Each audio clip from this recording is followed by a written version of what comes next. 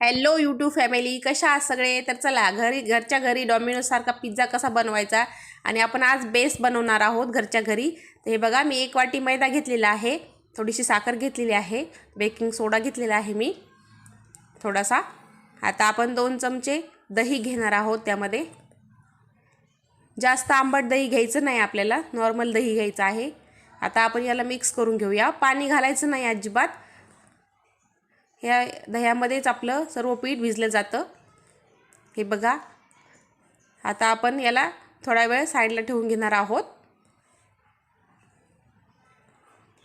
हे बघा, थोडंसं हाताने जरा त्याला असं मळून घ्यायचं.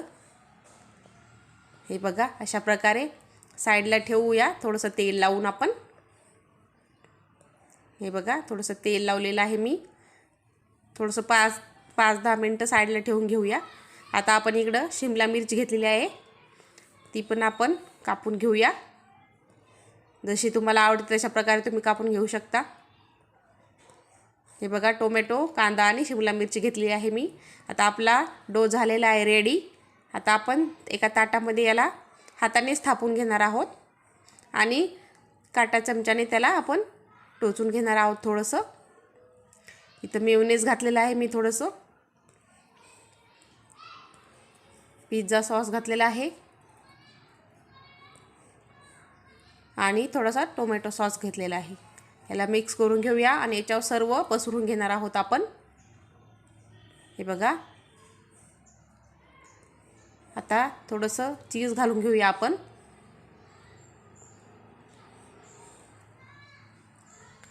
चीज घालून घातल्याच्या नंतर आपण हे कांदा, शिमला मिरच, टोमॅटो सर्व आपण एक एक करून त्यावर ठेवून घेऊया. हे बघा, टोमॅटो ठेवते मी.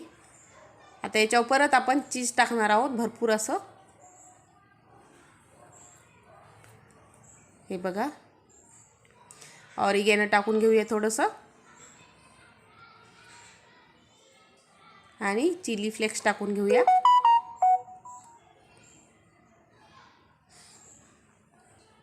हे बघा, तवा मी आधीच 15 मिनटं गरम करायला ठेवला होता. आता तव्यावर ताट ठेवून त्यावर वरती झाकण ठेवून घेतलेलं आहे. हे बघा, झाला आहे आपला पिझ्झा रेडी. किती सुंदर असा झालेला आहे बघा. बेस पण खूप सुंदर असा फुगलेला आहे. बघा किती सुंदर बेस झालेला आहे. नक्की ट्राय करा. रेसिपी आवडल्यास लाईक करा, शेअर करा, सबस्क्राईब करायला विसरू नका. धन्यवाद.